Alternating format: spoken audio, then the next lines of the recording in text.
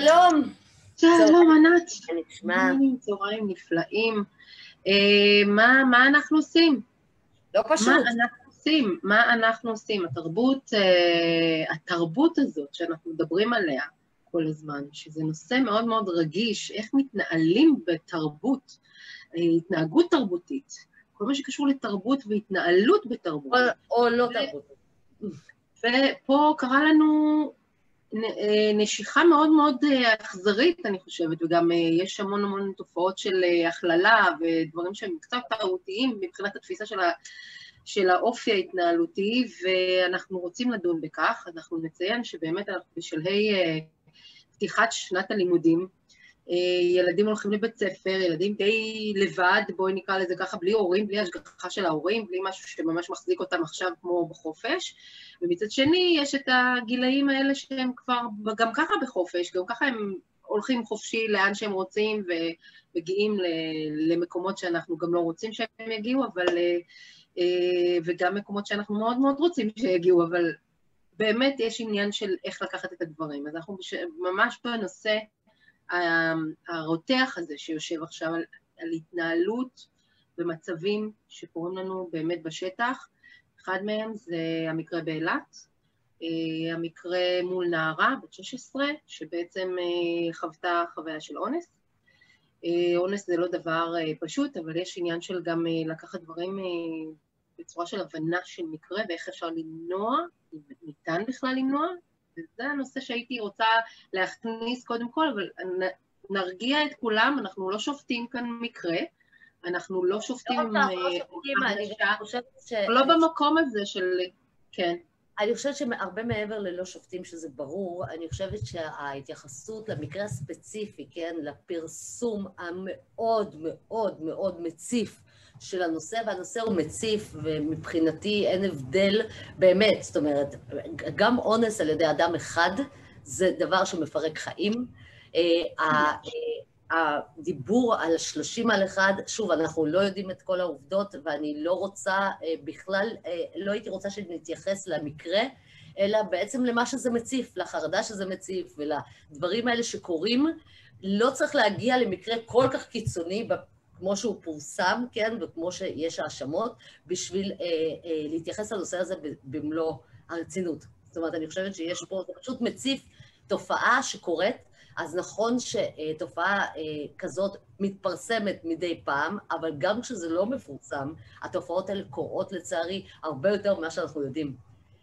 וחיים נהרסים גם של הקורבן, גם של התוקפים, בכל קנה מידה. זו תופעה נוראית, זה יכול להיות גבר, זה יכול להיות אישה, גם בנים חווים הטרדות מיניות ואונס.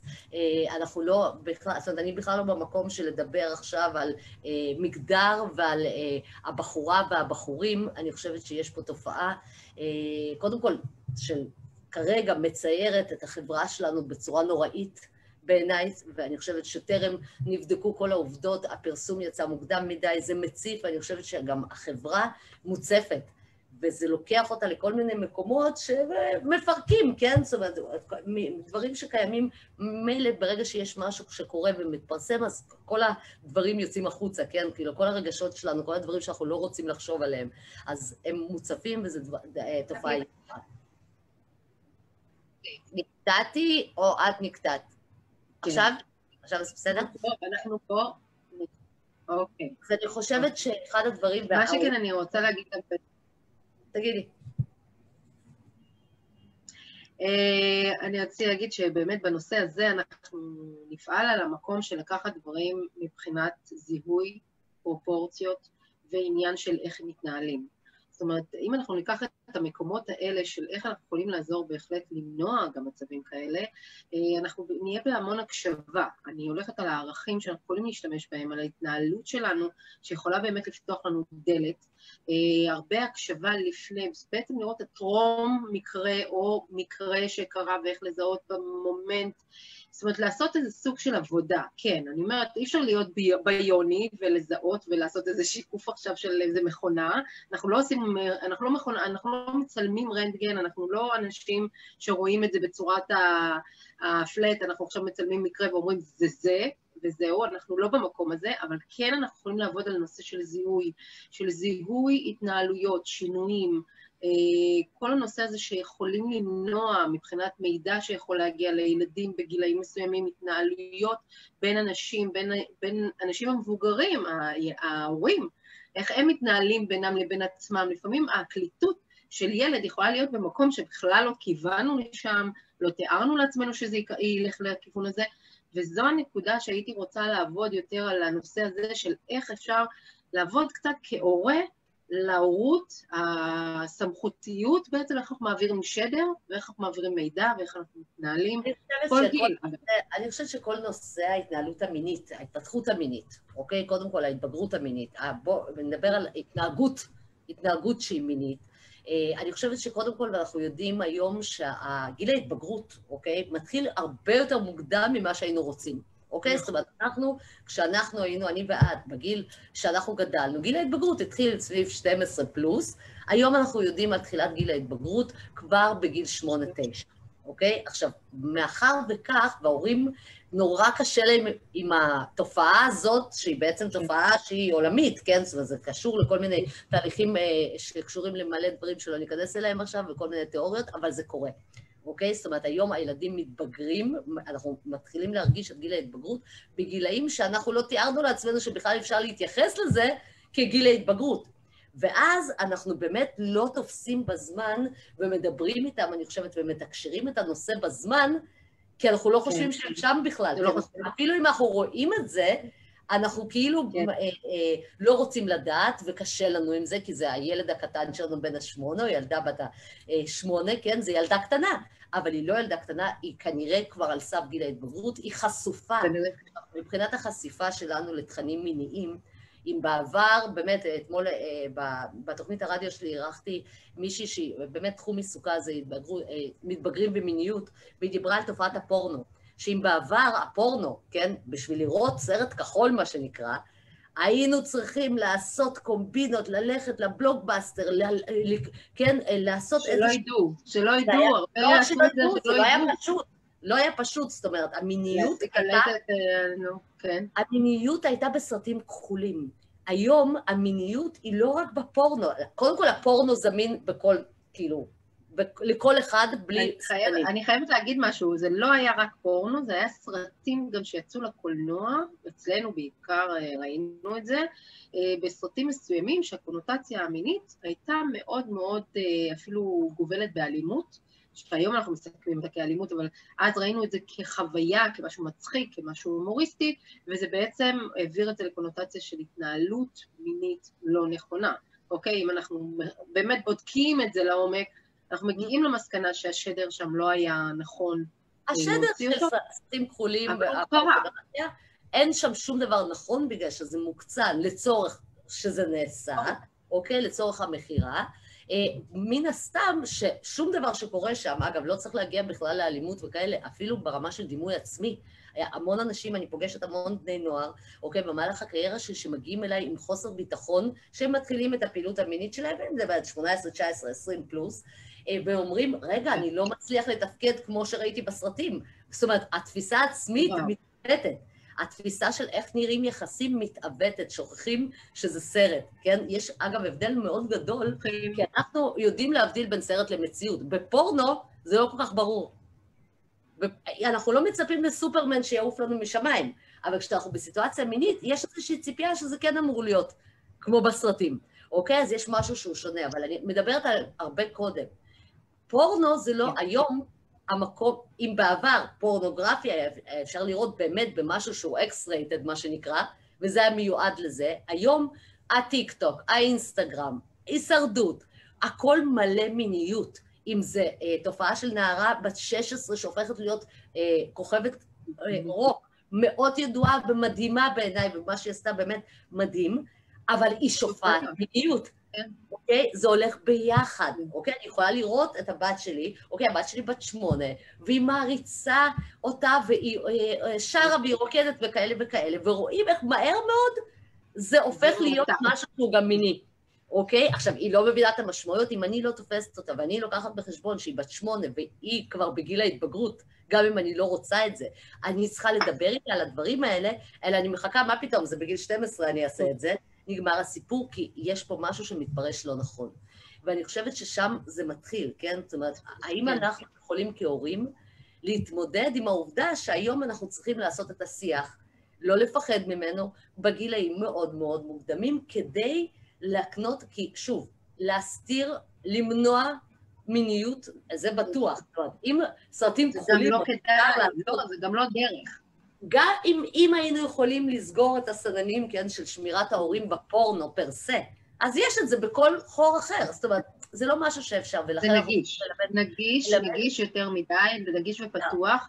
אגב, אני יכולה להגיד לך שזה מתחיל אגב גם במחשבים, אגב, אנשים חושבים שזה רק לצפות באיזה סרט, אבל זה מאוד מזמין בפרסומות, וזה מאוד מזמין במקומות שאנחנו רואים במסכים. ביוטיוב. ואנחנו במחשבים, הילדים משחקים משחקים בתור קטנטנים, כן, יושבים בין 3-4, משחקים במחשב, פתאום קופץ להם... איזה קוקי קוראים לזה היום, אם אף אחד עוד לא זיהה את זה, אבל כן, אבל פתאום יש איזו פרסומת שהיא לא נאותה לגילאים שלהם, ובעצם יש עניין של הביקורת הזאת שעשו כבר על לחצן ההורים, וכל העניין של הגנת המידע שיוצא היום לילדים, אגב גם ביוטיוב וגם בפייסבוק. כן, אבל זה מאוד מאוד מאוד בעייתי, מכיוון שאם... הם לא יכולים להקיף את זה, גם אם הם רוצים לסגור את השלטר, השלטר לא נסגר. את יודעת, זה אפילו לא זה, מספיק שהם יראו קליפ עם מוזיקה, נטו כאילו של שיר, אוקיי? בדיוק. זה שם, זה בכל מקום, ולכן אנחנו צריכים לדעת לתווך לילדים ולא לפחד לדבר על זה ולהקנות להם את הערכים, אוקיי? מגיל מאוד מאוד מאוד צעיר ולא לפספס את הנקודה הזאת, כי אם אנחנו מפספסים את הנקודה ואנחנו בטעות, כן, בגלל שקשה לנו ואנחנו לא מבינים שהגיע הזמן, כן, הרבה יותר מוקדם, גם אם אנחנו לא רגילים לזה, מה שקורה זה שיכול ליצור רושם שזה נושא שלא מדברים עליו, שזה נושא שהוא מחוץ לשיח המשפחתי, ואז גם בגיל בוגר יותר, לא מהר יבואו ויסכימו ילדים לשתף. אוקיי? זאת אומרת, אנחנו גם צריכים להרגיל איזושהי תרבות שיח, שסקס זה חלק מההוויה האנושית, בזמן, במקום, בצורה ובאופן שמתאים, כדי לבטא אהבה, יחסים, בלה בלה בלה, אוקיי? זאת אומרת, מה שאנחנו רוצים להעביר, זה לא משהו. עכשיו, הרבה מאוד הורים נבהלים מאוד מהנושא הזה.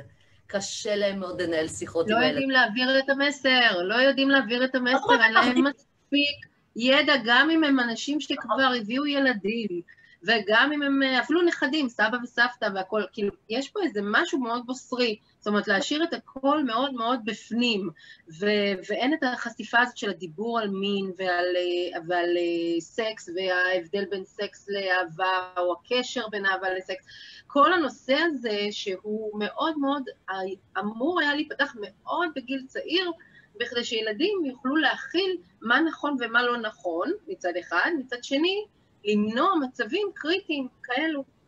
כן, למנוע מצבים קריטיים כאלו. אני חושבת שיש עוד דבר, וזה לא קשור ספציפית לחלק המיני, אבל כן לפתח את הערך העצמי של הילדים שלנו בצורה כזאת, שלא ימצאו את עצמם, ושוב, אני לרגע לא שופטת אף אחד, אני יודעת כמה בקלות, אוקיי, אני בתור נערה נסעתי לאילת, ואילת זה עיר שמתפרקים בה ואין מה לעשות, אנחנו היינו נוסעים לאילת.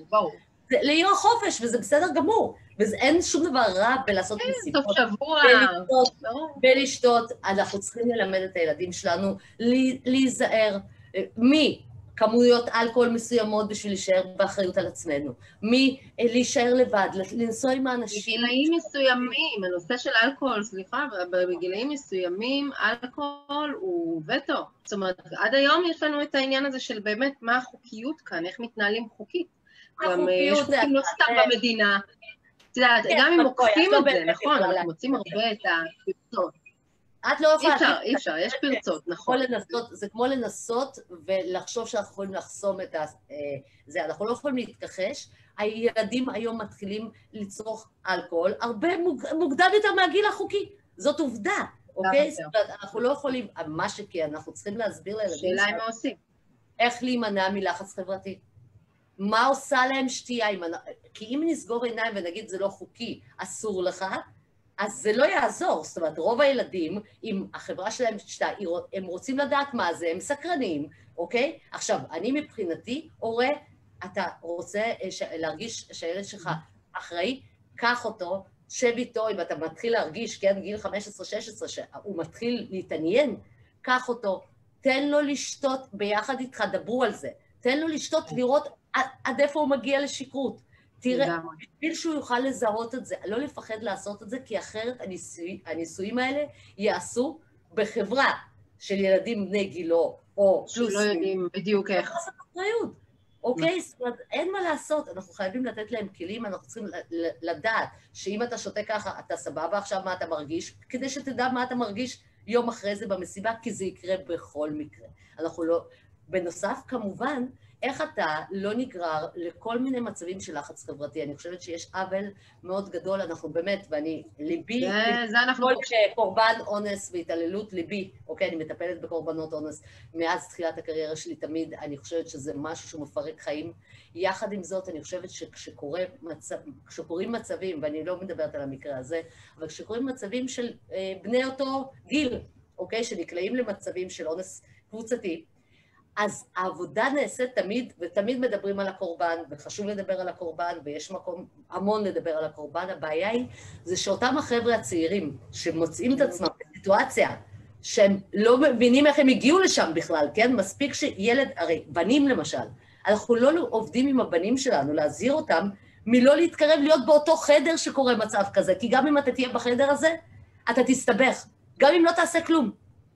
אוקיי? זאת אומרת, לזהות מצבים ולדעת לשמור גם על הבנים שלנו, כי בקלות הם נסחפים למקום שוואלה, הם מה זה לא... לא להיות במקום, אגב... אני חושבת שלצייר... אגב, אני יכולה להגיד שזה לא רק לא להסתבך, אני לא חושבת שזה רק לא להסתבך, יש פה גם עניין שאתה לא תיתן לדברים מסוימים לקרות מולך. זה אומר סוג של האחריות הזאת, שבעצם אני אלך ואני אדווח ואני אגיד, ואני לא אחכה שיקרה עוד משהו, בכדי שישכנע אותי אם לעשות משהו או לא לעשות משהו. נראה התקהלות, אני אבדוק אם זה בכלל רלוונטי, זאת אומרת, אכפתיות, קוראים לזה אכפתיות, אחריות, להיות אנושי, להיות במקום הזה שאני מחובר גם למקום שאני הבן אדם. וזו הנקודה שאני אומרת שהרבה לפני האונס, יש לנו גם עניין של התנהגות. התנהגות בהורות, אחד לשני, בני אדם, איך הם מדברים אחד לשני, איך הם מבטאים דברים. אפילו שאת יודעת מה, בואי נלך על הדברים הכי פשוטים, הרי גם בגיל צעיר הם יוצאים לדייטים עם חברות וחברים, יוצאים ביחד, יוצאים כקבוצה, יוצאים כיחידים, אבל עדיין יש את העניין של איך אני מדבר אחד לשני, איך אני מתנהל, ואני אומרת, המבוגרים, שזה ההורים והמשפחה והכל, רואים את האינטראקציה ביניהם, איך הם מדברים אחד לשני. זה מועתק גם אם אנחנו רוצים או לא רוצים, ויש דברים שהם דפוסי התנהגות שלקחנו ושמנו על עצמנו מכלל המשפחה אפילו, ולאו דווקא רק הורים, ממקורות שבעצם ליקטנו משהו שהניח לנו, שעשה לנו איזו רווחה. יש כאלה שמרימים את הקול, יש כאלה שמדברים בצורה קיצונית, יש כאלה שמאוד בלבון, זאת אומרת, הם מרגישים צורך להיות חזקים או כוחניים, והם לא יודעים אפילו מאיפה זה מגיע, וזה אוטומט.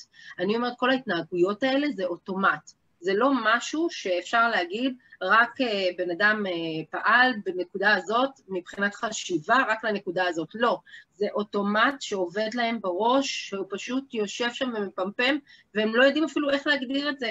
הם לא יוכלו להגדיר את זה, אלא אם כן אנחנו כחברה נשים חוקים וכללים וגבולות. ולכן אני אומרת, יש פה עניין של דרך למידה.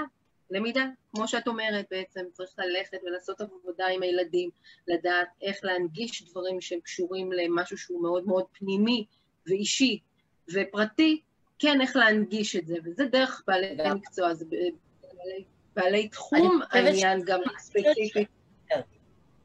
אני חושבת שזה, את יודעת, הלמידה והמודלינג, כן, ומה שאנחנו סופגים, זה דבר אחד וזה חשוב, אבל יחד עם זאת, אני חושבת שאנחנו יכולים לספוג התנהגות מאוד תרבותית ומאוד כאילו מכבדת, אבל אם לא נדבר על מיניות, לא בהכרח שאנחנו נדע לשמור על עצמנו במצבים שהם עוד הרבה לפני, כן? כמו לא להגיע לבד, כמו לא להגיע עם רק חברה אחת. לא משנה, כל מיני דברים שהם בעצם בעלי סיכון, כאשר זה לא דבר שאנחנו אומרים, טוב, החברה הזאת היא נוראית, לא. אבל אם אני צריכה להנחות את הבת שלי, אני אתן לה לנסוע לאילת, אוקיי? אני אדע, למה? כי אני אדע שהנחלתי לה את הערכים, אבל הרבה מעבר למודלינג, אלא גם באמירות כמו, תקשיבי, את לא יכולה, מבחינתי, אני אומרת את זה לבת שלי, אוקיי? אנשים הם אנשים הם אנשים. יש דברים שעושים לאנשים, יותר שליטה, פחות שליטה. את צריכה לדעת מה ההתנהגות שלך גורמת, לקחת אחריות, אל תצפי מאחר להיות סבבה, כי את לא מכירה אנשים, אוקיי? אנשים זרים. אז תשמרי על עצמך, תעשי את הדברים בצורה שאת יכולה לקחת אחריות עליהם. ואני מדברת אך ורק תמיד על אחריות אישית. אוקיי? על אחריות אישית, לבחור גם את הסביבה החברתית שלך. אבל זה דברים שלא מספיק רק לעשות במודלינג. זה מה שאני אומרת, זאת אומרת, בנושאים של התנהגות חברתית, בטח ובטח התנהגות מינית, זה משהו שגם צריך להיות מדובר. כי לא תמיד הם יודעים לעשות השלכה של דבר לדבר, אוקיי? דווקא כשהם רואים התנהגות מכבדת, למשל, בתוך בית, הם יכולים לחשוב שכולם יכולים באותה מידה. ואנחנו צריכים להגיד שאוקיי, כשאת באה ככה, פה יקבלו את זה ככה, שם יקבלו את זה ככה. שיש עוד. את ההתנהגות שלך כמו שהיית רוצה. זה לא דבר רע, את פשוט צריכה לקחת את זה בחשבון. אגב, אני לא חושבת ואני לא מאשימה לרגע שום דבר, אבל בני אדם הם בני אדם. אני חושבת שלצייר גם את החברה שלנו כנוראית, זה גם עוול. כי באמת, אני חושבת שכאילו, האמירה הזאת, את יודעת, של 30 איש עומדים בתור, זה לצייר את כל העולם הגברי כרגע, בימים אלה, כקופים, כחיות, ורוב החברה הגברית היא לא כזאת. אוקיי? זאת אומרת, רוב בני אדם הם לא חיות וקופים. אוקיי? כמו שגם לא רוב הבנות חשופות או מחפשות. זה לא נכון, לא לכאן ולא לכאן. כי אני חושבת שזה מצייר משהו שהעולם... מה שכן, מאוד מאוד חשוב היה לי להדגיש גם בהתחלה, את הנושא הזה שאנחנו לא שופטים פה מגדר מסוים, אנחנו לא נכנסים, לא. אני אומרת, גם גברים, גם נשים, יש להם את המקום שלהם ואת החלק שלהם באיך הם מעבירים שדר. יש גם את העניין, לאו דווקא, אני לא באה מהצד הזה או הזה.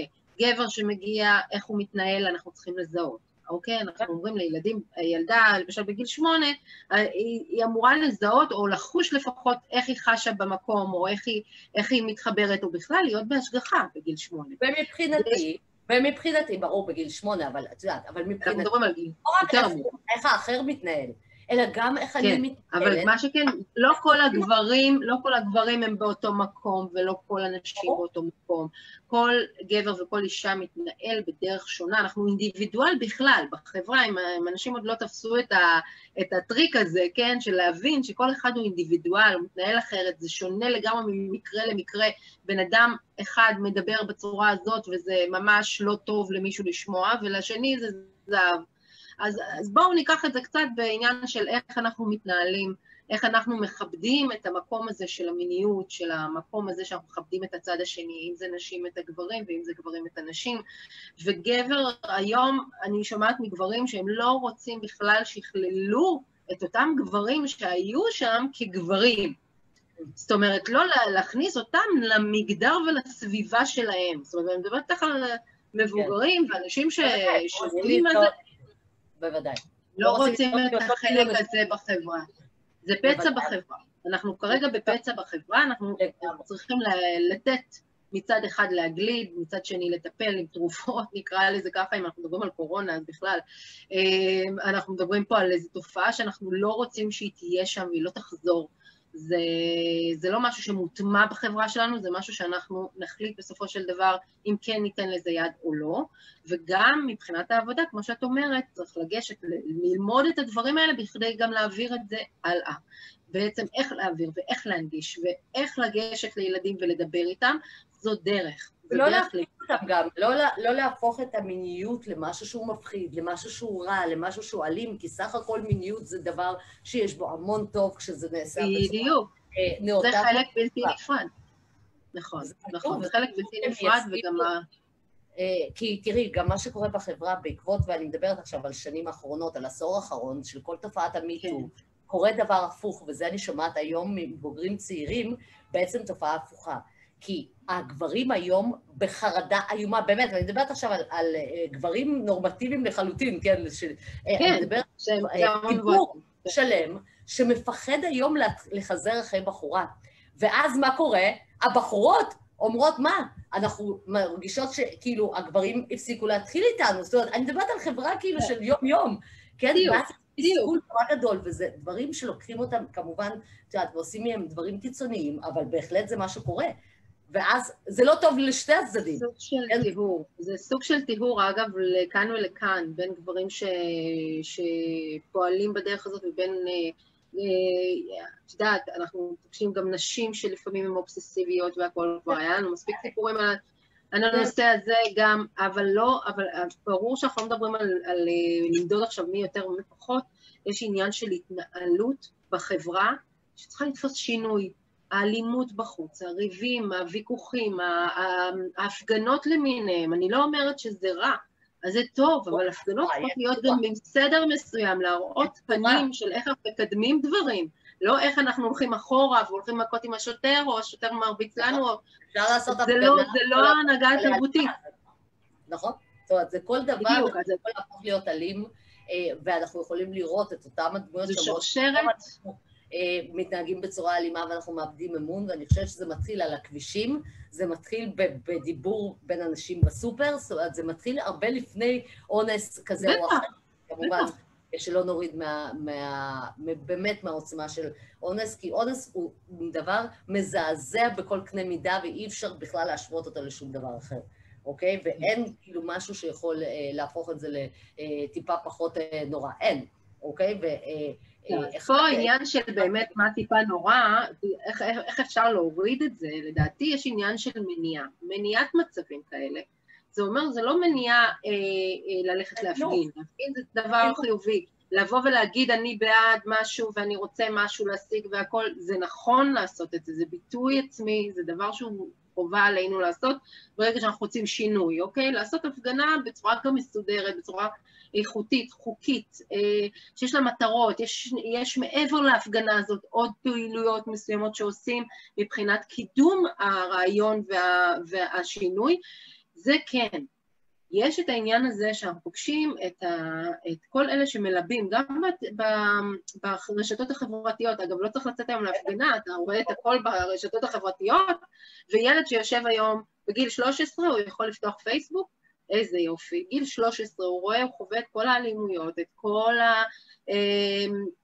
כל הנושא המיני, גם הוא חשוף כל כך למיניות והכל, אז אני אומרת, כל כך רעש בתוך המערכת, בגיל כל כך צעיר, שבואי נגיד, הם לא שלא יודעים, אבל הם חשופים לזה ברמת ה-24/7, וההורה נוטש את המערכה, אגב, עד גיל 10-11, משהו כזה, ממש שומר את הילד, משם הוא קצת משחרר אותו, ואז יש איזה חופש ביטוי מאוד מאוד גיל ההתבגרות, וזהו, סוגרים את הפינה, אומרים גיל ההתבגרות, אבל לא, אבל יש עניין של הדרך.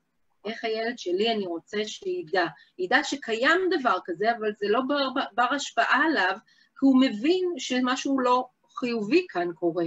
זאת אומרת, הוא מזהה אם זה חיובי לו או לא, זה משרת לו עכשיו משהו או שלא, האם אני אמשיך לראות את זה או שלא, אני רואה את זה בסדרות טלוויזיה, אני רואה את זה במקומות של עיתונאות אפילו כתובה, עניין של הנגשה, איך מנגישים דברים.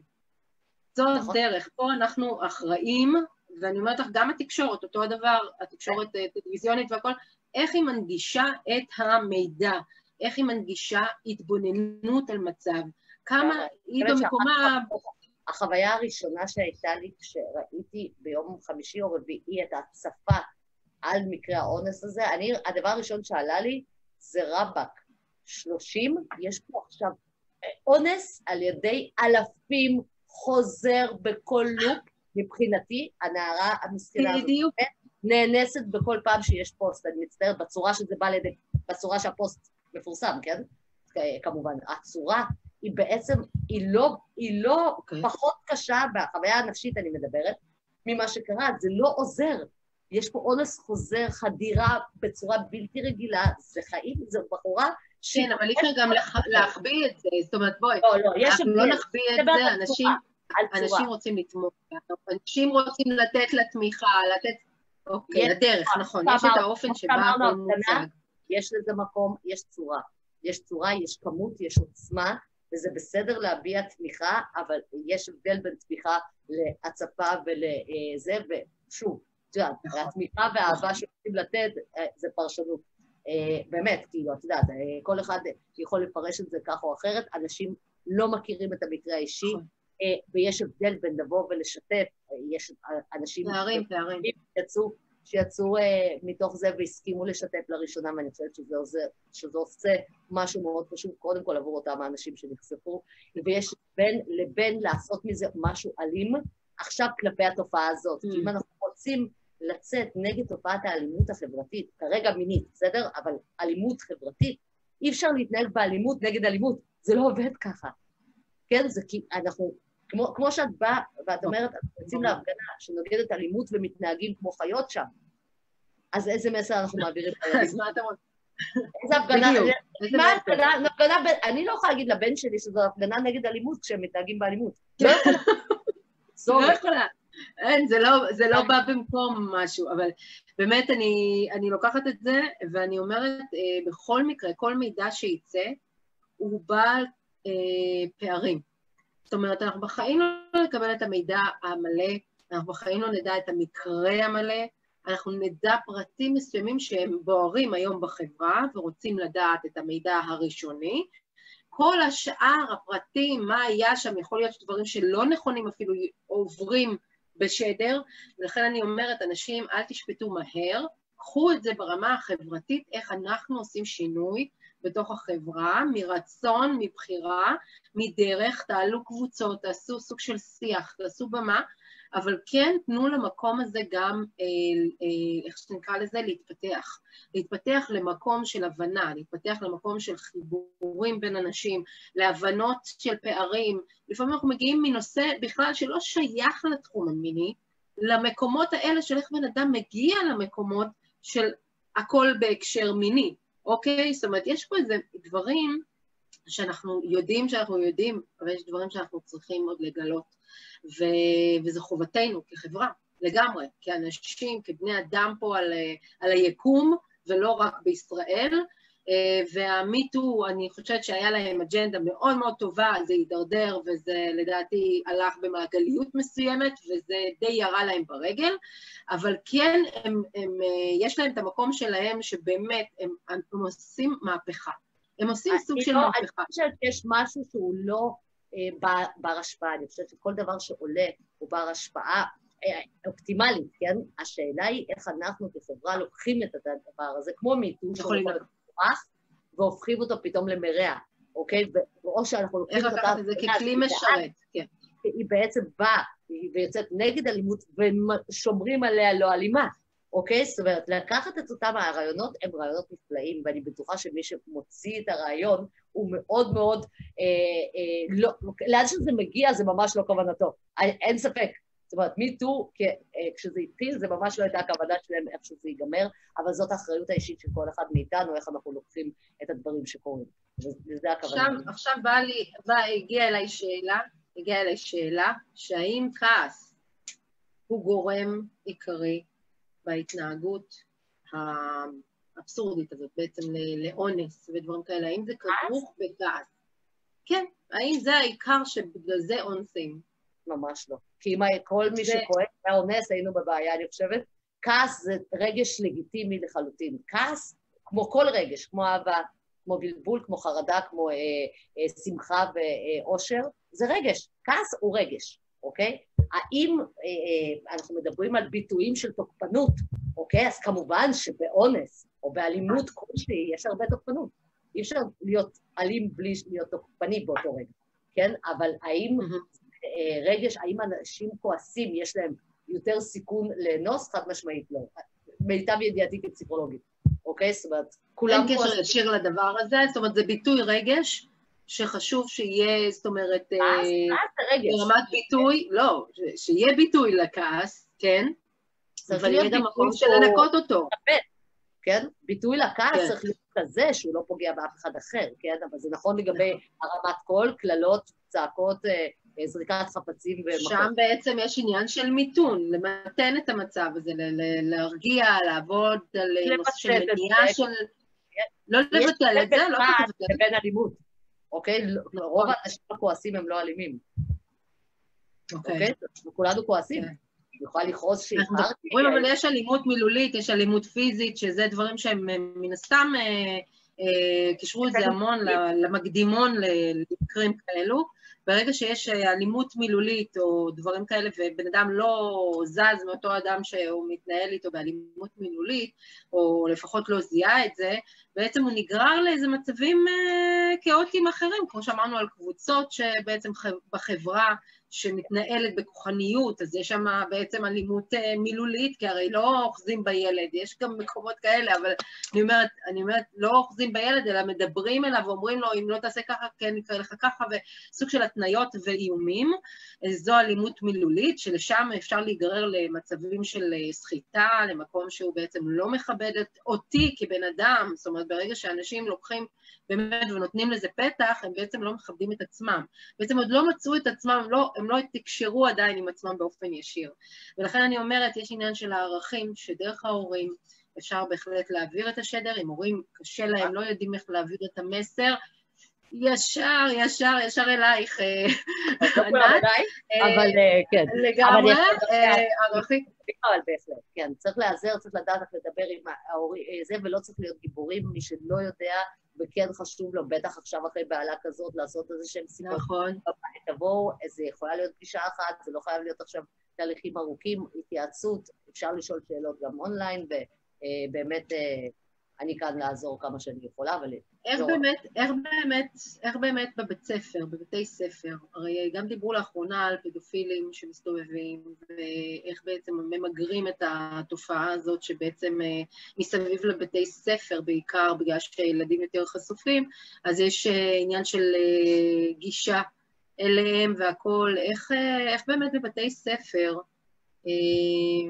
גנים אני יודעת שחוסכים את העניין הזה, אבל באמת בעניין שבן אדם מבחוץ מגיע, הילד, בואי, לא עושה חשבון כל כך מהר, אלא אם כן הוא קיבל באמת הדרכה בבית.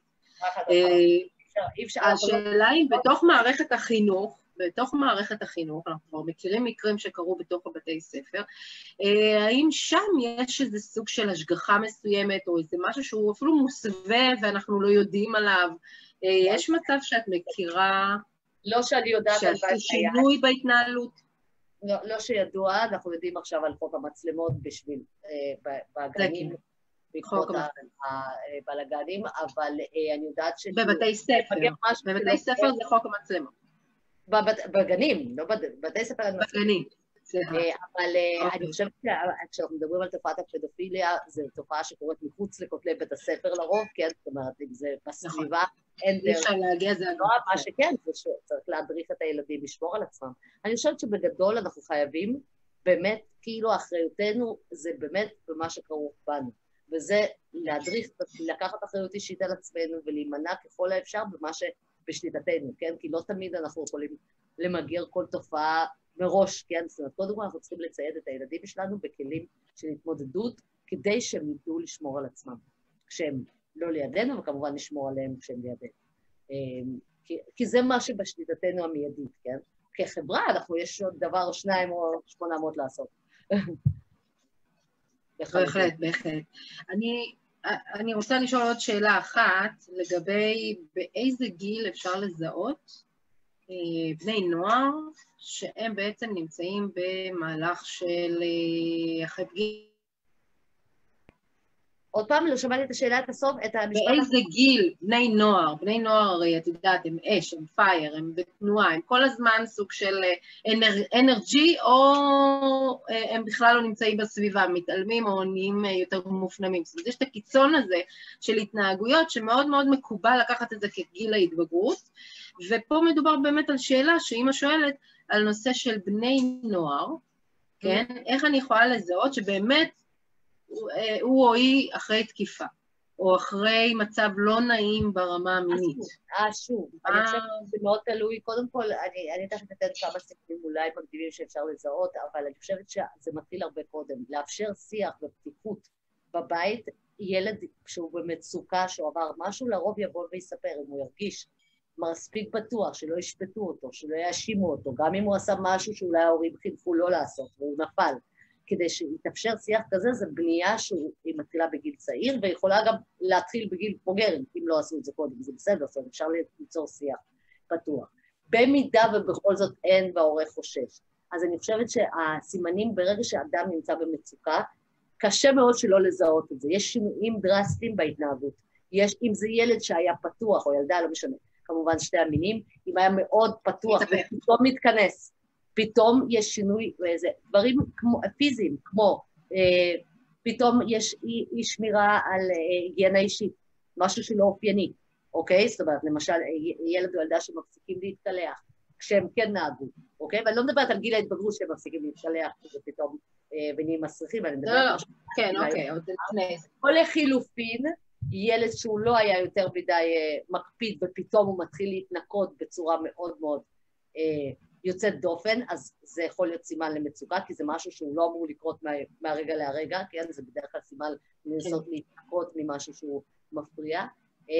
אוכל, שינה, דברים פיזיולוגיים מאוד מאוד ברורים, זאת אומרת, בן אדם, ילד או ילדה במצוקה, אי אפשר לפספס את זה, רואים את זה על הדברים הכי בסיסיים, כמו אוכל, שינה, יש אכילת יתר, יש פתאום הסתגרות, יש פתאום התכנסות, תופעות שהן בעצם זרות להתנהגות הרגילה של הילד שלנו, בצורה קיצונית. אז בהחלט לבוא, לשאול, לנסות, להיות מאוד עדינים, לנסות לרחרח, אם יש חשד, באמת, והילד, אין לנו גישה אליו מסיבה כזאת או אחרת, או אני כן מציעה להורים, אל תתביישו, תפנו לחברים, תפנו להורים של חברים, אתם מקסימום תתנצלו. מקסימום הילד יריב איתכם, אני תמיד אומרת, מקסימום אז הילד יהיה ברוגז ועשיתם את זה. אז היה פה איזה משהו שבדקנו ועשינו כל ה... חיכיתם מה שיבוא לספר, אני באמת, אני חושבת ואני בן אדם שהכי לא תומך בחודרנות והתערבות במקום של מתבגרים, אני חושבת שיש מקומות... במקומות האלה זה נקודה של החיים. אם החשד הוא מבוסס, עכשיו, אם לא יודעים האם החשד מבוסס או שזה חרדה, תפנו לאיש מקצוע ותתייעצו. אוקיי, טוב, אז אנחנו ניקח את השיח הזה ואנחנו באמת ניתן לזה עוד במה, אני מאמינה, בפעם הבאה, לעניין של התייחסות בכלל, לאו דווקא לנושא הספציפי שעברנו כרגע, אלא בכלל לנושא של אלימויות, או בכלל הגישה, עכשיו שאנחנו חוזרים לבית ספר, גם איך אפשר להתנהל חברתית, נכון, ולקבל כלים. אנחנו ניקח את זה ככה קדימה, אז תודה לענת, והסאונד קצת נכבה, אבל אנחנו בהחלט, כל מי שיש לו שאלה לענת בנושא של הורות, מוזמן כמובן לפנות ולא לחשוש מזה, אפשר גם בפרטי, וכמובן בכל שאלה רלוונטית להורים, בהורות, ואנחנו נעשה כמה שניתן לעזור לכם. אז תודה רבה ענת, אנחנו נדבר בשבוע הבא על עוד נושא ועוד נושאים מעניינים ומקדמים אותנו לשנה החדשה של הלימודים, ואיך נתנהל גם חברתית וכל הנושא שאמרתי וציינתי קודם. אז שיהיה לנו בכיף, אז המשך שבוע טוב, ביי.